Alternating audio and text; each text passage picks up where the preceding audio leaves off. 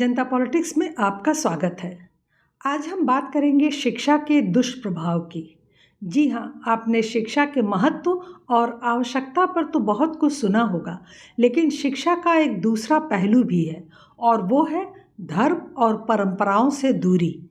तो आइए आज हम सब देश के सबसे शिक्षित राज्य केरल की बात करते हैं। मलयालम में एक कहावत है, अधिकम आयल अमृत मुम विषमः, अर्थात अधिक मात्रा में अमृत भी विष के समान है।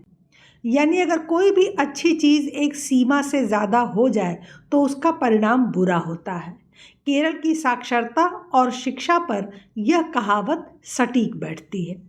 2011 की जनगणना के अनुसार केरल की जनसंख्या 3.5 करोड़ है, जिसमें 53% हिंदू, 27% मुस्लिम और 19% ईसाई है। लेकिन वास्तविक आंकड़े का रूप बिल्कुल इससे अलग हो सकता है, क्योंकि वहाँ कन्वर्जन बहुत ज़्यादा है और अधिकांश कन्वर्टेड लोग इसका खुलासा नहीं करते, क्योंकि उनकी आरक्षण की सुविधा समाप्त हो जाएगी। आपको जानकर आश्चर्य होगा कि मात्र 200 वर्ष पहले यहाँ 99% हिंदू आबादी रहती थी, जो आज 53% पर पहुँच गई।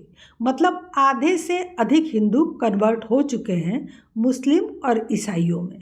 केरल में 94% साक्षरता दर है और जो 6% बचा हुआ है उसके लिए साक्षरता अभियान चलाए जा रहे हैं ताकि 100% पहुँच सके।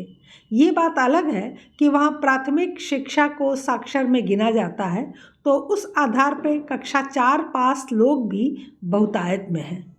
अन्य राज्यों की तुलना में केरल के युवा बहुत अलग हैं। कॉलेज कैंपस में भी कई राजनीतिक पार्टियां होती हैं और वे अपने हक के लिए लड़ते हैं। इसी बात का फ़ायदा उठाकर अनेक आतंकवादी संगठन और देश विरोधी ताकतें केरल में अपना अड्डा जमाए बैठी हैं। अब सोचिए, सबसे ज़्यादा पढ़े लिखे राज्य की स्थिति कि उनकी शिक्षा और जुझारू प्रवृत्ति ही उनकी दुश्मन बन रही है। इसका इस्तेमाल वहाँ आतंकी संगठन करते हैं। वे दिन गए जब आतंकवादी समूह किसी को भी भर्ती कर लेते थे। अब उन्हें अपने समूहों के लिए सुशिक्षित पढ़े लिखे लोगों की आवश्यकता है, इसलिए वे केरल को पसंद करते हैं। आए दिन आपको ऐसी खबरें मिलती हैं जहाँ कोई engineer, university scholar, teacher, IAS या डॉक्टर आतंकवाद में लिप्त पाया जाता है। जो लोग यह कहते हैं कि शिक्षा के अभाव के कारण लोग गलत रास्ते चुन लेते हैं, वो बिल्कुल झूठ है और केरल इसका जीता जागता उदाहरण है। आपको याद होगा कि यहाँ जंगल से भटक कर आई एक हथनी को पटाखों से भरा अनानास खिला दिया गया था। धमाके की वजह से उसका मुंह और सूंड बुरी तरह जख्मी हो गए थे, जिसके बाद उसकी मौत हो गई थी। ये कौन सी शिक्षा है? ऐसी साक्षरता का क्या करना है जहाँ सोच और संस्कार इतने घटिया हो जाए? जिस राज्य में गौ माता को बीच सड़क पर वहाँ के सिपह सालार खुद अपने सामने खड़े होकर कटवा दें, तो ये घटना उन्हें कैसे विचलित कर सकती है? जबकि वहाँ 53% हिंदू आबादी रहती है। तो क्या हिंदू आबादी वहाँ मृतप्राय हो चुकी है? क्योंकि ऐसा कोई पहली बार तो हुआ नहीं। इस तरह के लोग वहाँ कैसे चुने जाते हैं? जो लोग खुद जानवरों के साथ अमानवीय व्यवहार कर रहे हों, उनसे आप क्या उम्मीद रख सकते हैं? मानवीय संवेदना और पशु पक्षियों व प्रकृति से प्रेम पढ़ाई लिखाई से नहीं, अपितु हमारे घर, परिवार, वातावरण और संस्कार से आता है। साक्षरता तो इसमें बस प्लस पॉइंट का रोल निभाती है, लेकिन घर परिवार तो वहाँ बिखर चुका है। संस्कारों पर पैसे की इतनी मोटी परत चढ़ गई है कि अब संस्कार उसके नीचे दबकर दम तोड़ रहे हैं। इसका सबसे बड़ा उदाहरण है केरल के वृद्धाश्रम। आपको जानकर आश्चर्य होगा कि देश में सबसे ज़्यादा वृद्धाश्रम इस छोटे से राज्य केरल में है। केरला में 97% लिटरेसी पर एक बात महामहिम के सामने मैं जरूर कहना चाहूंगा कि इस भारतवर्ष में सबसे ज्यादा अगर ओल्ड एज होम कहीं पर हैं तो केरला में हैं। आखिर ये लिटरेसी और एजुकेशन का अंतर क्या है मुझे समझना है। जहां 97% लोग लिटरेट हैं, वहां इतने ओल्ड एज होम क्यों हैं? मां बाप को बच्चे घर में क्यों नहीं रख पा रहे हैं? क्यों उनको वृद्धाश्रम भेज रहे हैं? ये लिटरेसी क्या होगी? क्या इसी लिटरेसी को अचीव करने के लिए भारतवर्ष चल रहा है? क्या सारी दुनिया इसी लिटरेसी के पीछे चल रही है? There are big difference between literacy and education. हम लिटरेट हो सकते हैं लेकिन एजुकेटेड नहीं हो सकते। केरल में हर गुजरते साल के साथ पंजीकृत वृद्धाश्रमों की संख्या लगातार बढ़ रही है।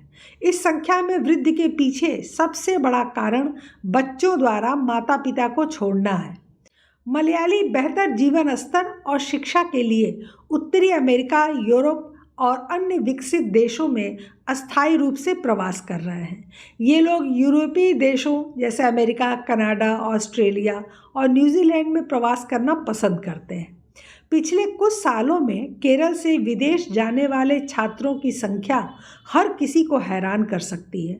2012 में विदेश में भारतीय छात्रों की संख्या 40 लाख थी और 2025 में इसके 75 लाख को पार कर जाने की उम्मीद है और इसमें से अधिकतर भारतीय छात्र केरल वासी हैं। केरल के खाली घरों की संख्या लगातार बढ़ती जा रही है। 2011 की जनगणना रिपोर्ट के मुताबिक केरल में 12 लाख खाली घर है। यह भारत में खाली पड़े मकानों का 11% है, जबकि ये इतनी छोटी सी जगह है और इनमें से 60% यूरोपीय देशों में बसे अनिवासी केरल वासियों के हैं और ये सारा आंकड़ा 11 साल पुराना है। तो आज के स्थिति की आप कल्पना कर सकते हैं। समृद्धि के साथ पारिवारिक सुख शांति के लिए जीवन में सुसंस्कार का होना बहुत ज़रूरी है, जो कि हमें सिर्फ अपने माता पिता और अभिभावकों से ही मिल सकते हैं। यह सब आजकल के स्कूली शिक्षा में उपलब्ध नहीं है। वर्तमान में केरल में अनुमानित 48 लाख लोग 60 वर्ष से अधिक आयु के हैं। एक अनुमान है कि 24 लाख से अधिक केरल वासी विभिन्न देशों में रह रहे हैं। 10 में से 6 वरिष्ठ नागरिक सहायता प्राप्त आवास या सेवानिवृत्ति गृह का लाभ लेने के लिए अपने घरों से बाहर जाने को तैयार हैं। केरल में 2 तरह के वृद्धाश्रम मौजूद हैं। एक तो सरकारी या फ्री में किसी संस्था द्वारा चलाए जाने वाला, दूसरा पैसे लेकर अच्छी सुविधा व स्वास्थ्य सेवाएं देने वाला। यहाँ वृद्धाश्रमों की बढ़ती संख्या के अनेक कारण हैं। बच्चे अपने कैरियर के लिए दूसरे देशों या मेट्रो शहरों में चले जाते हैं और उनके माता पिता घर पर अकेले रहते हैं। ऐसी स्थिति में वो वृद्धाश्रम का चयन करते हैं। वरिष्ठ नागरिक रिटायरमेंट के बाद किसी मदद की उम्मीद में जीवन यापन का यही विकल्प चुन रहे हैं। एकल परिवार अपने व्यस्त कामकाजी जीवन के कारण अपने माता पिता की देखभाल करने में सक्षम नहीं होते, उनके पास समय नहीं है। वृद्धाश्रमों की बढ़ती संख्या के लिए समाज में बदलते मूल्य, संस्कार और आर्थिक मजबूरियां भी हैं। संयुक्त परिवार टूटने के बाद घर के वृद्धों को संभालने के लिए परिवार में सदस्य ही नहीं है और कई बार लोगों का कहना है कि घर ही इतने छोटे पड़ गए कि वहाँ उतना परिवार एक साथ रह नहीं सकता। हम सभी जानते हैं कि संयुक्त परिवार एक तरह से इंश्योरेंस का काम करते थे और वे परिवार में वृद्ध, रोगी और आर्थिक रूप से कमज़ोर व्यक्तियों की सहायता करते थे। परिवार बड़े होते थे, चाचा चाची, पुत्र आदि सब इकट्ठे रहते थे और एक दूसरे की मदद करते थे। लेकिन आज परिवार छोटे हो गए हैं क्योंकि 1 या 2 बच्चों वाले परिवार अब संयुक्त परिवारों के साथ नहीं जुड़ पाते।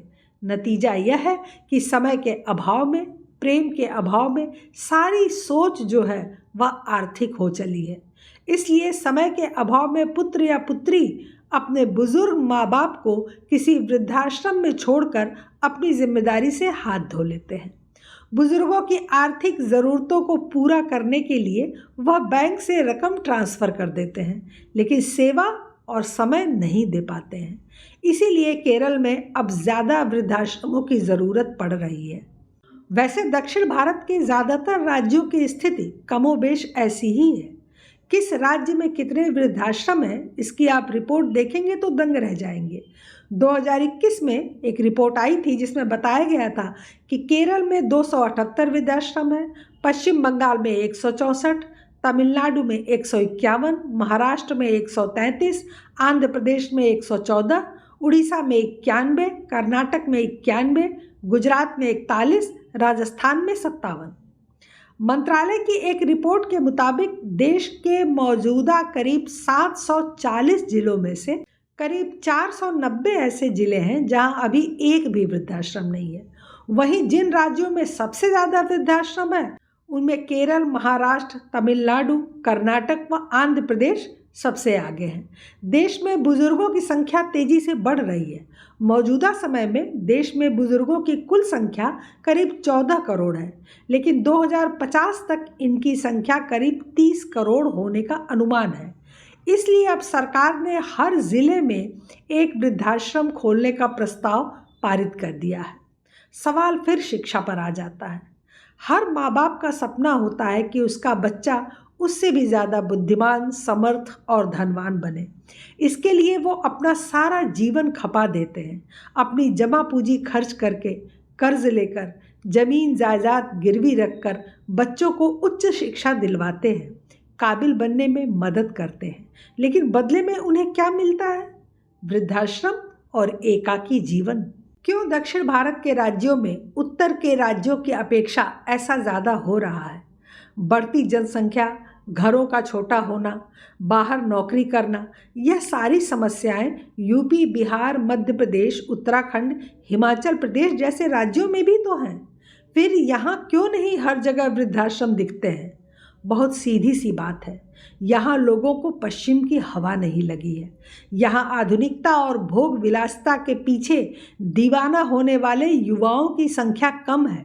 यहाँ संस्कार, त्योहार, परंपराएं, मान्यताएं आज भी जीवित हैं और सबसे बड़ी बात कि यहाँ धर्म जीवित है।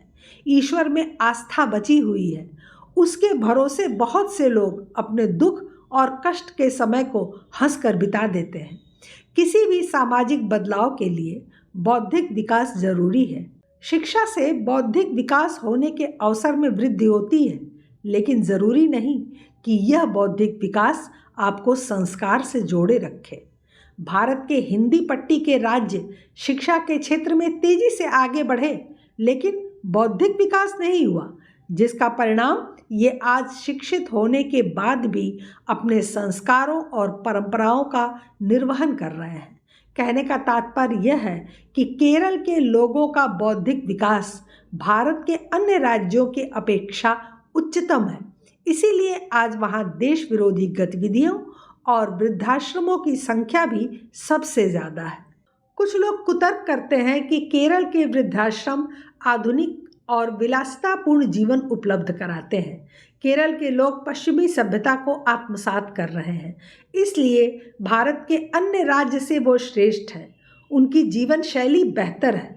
वहाँ 5 स्टार होटल की तरह वृद्धाश्रम खुल रहे हैं, जो महीने में 30-40 हज़ार रुपये लेते हैं और खाना पीना रहना सब कुछ करते हैं। योग और व्यायाम की कक्षाएं भी लगती हैं। सत्संग का कार्यक्रम भी अक्सर होता है।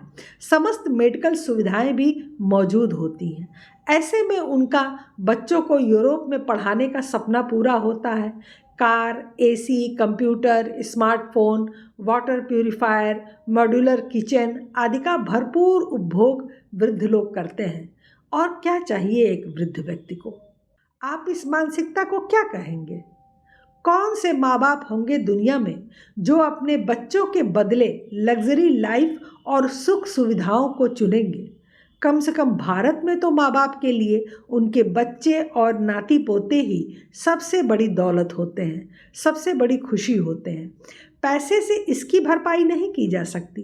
कुछ यह भी कहते हैं कि उम्र का अंतिम पड़ाव ईश्वर की याद में शांतिपूर्वक वृद्धाश्रम में गुजारना ही ज़्यादा सही है, बजाय इसके कि बच्चों की निगाह में खटकते रहें और रोज़ रोज़ बड़ों के आत्मसम्मान को ठेस लगती रहे, झगड़े होते रहें। सवाल फिर वही है कि आपने ऐसे संस्कार क्यों दिए बच्चों को? ऐसा संबंध क्यों है आपका कि बच्चे आपके साथ रहना नहीं चाहते? यही सारी बातें लोगों को संस्कारों और परंपराओं से दूर ले जाती हैं। जब बुजुर्गों का साथ नहीं होगा तो संस्कार नहीं आएंगे, फिर आने वाली पीढ़ियां कहाँ से सीखेंगी। एक और बहुत महत्वपूर्ण बात, केरल में लगभग 27% मुस्लिम समुदाय के लोग रहते हैं, लेकिन शायद ही कोई एक बुजुर्ग आपको किसी वृद्धाश्रम में दिखाई दे जाए। उनका कहना है कि मुस्लिम समाज में वृद्धाश्रम का कोई कंसेप्ट नहीं है और हर औलाद पर अपने माँ बाप की खिदमत करना फ़र्ज़ है, अर्थात उनकी जिम्मेदारी है। मतलब चाहे गरीबी हो, चाहे वो गल्फ़ देशों में जाकर नौकरी करते हों, चाहे वो गलत संगत में आतंकवाद या जिहाद से जुड़कर घर छोड़ दें, फिर भी उनके माँ बाप कभी वृद्धाश्रम में नहीं जाते। वो मरते दम तक अपने ही घर में रहते हैं। परिवार ही उनके सुख दुख में सहभागी होता है। अब सोचने वाली बात है कि एक परिवार में उनकी संख्या से ज़्यादा तो हिंदू परिवार में संख्या नहीं होगी, फिर उनके घर छोटे क्यों नहीं पड़ते। उनके बच्चे भी यदि करोड़ों कमाते हैं विदेशों में जाकर, तो किसी लग्जरी आश्रम में अपने माँ बाप को उत्कृष्ट जीवन जीने के लिए क्यों नहीं भेज देते। यहाँ संस्कार और परंपरा की बात आती है। उन्हें बचपन से यही सिखाया गया है कि माँ बाप की सेवा उनका फ़र्ज़ है। मेरी सोच के मुताबिक सिर्फ ज़्यादा पढ़ा लिखा होना ही सुख शांति स्थापित करने की गारंटी नहीं होती है। इसका प्रत्यक्ष प्रमाण आप केरल में सर्वाधिक वृद्धाश्रम के रूप में देख रहे हैं। अगर इसी तरह केरल की अगली पीढ़ी अपनी संपत्ति गिरवी रखकर या बेचकर और ऋण लेकर दूसरे देशों में पलायन करती रही, तो आने वाले समय में केरल वृद्धों की भूमि बन जाएगा। और ये बात ध्यान रखिएगा कि ऐसा करने वाले ज़्यादातर परिवार हिंदू ही हैं। फिर भविष्य का समीकरण और डेमोग्राफी को आप बेहतर समझ सकते हैं। इसे देखकर लगता है कि फिर क्या बुरे हैं हमारे उत्तर और पूर्व के राज्य। अच्छा हुआ यहाँ शिक्षा कम है। अगर शिक्षित होने का मतलब अपनी जड़ों से दूर हो जाना है, अपने धर्म और परंपराओं से बिछड़ जाना है, अपनी संस्कृति और संस्कारों को भूल जाना है, धरती पर साक्षात ईश्वर समान माँ बाप से अलग हो जाना है, तो ऐसी शिक्षा से अनपढ़ रहना ज़्यादा अच्छा है। ऐसा राज्य, ऐसा देश हमें तो फिलहाल नहीं चाहिए। इस पर आप सबके विचारों का स्वागत रहेगा। फिलहाल आज के लिए बस इतना ही। हमारे चैनल को सब्सक्राइब करें, लाइक करें और शेयर करें। अपने विचार हमें कमेंट बॉक्स में ज़रूर बताइएगा। धन्यवाद। नमस्कार।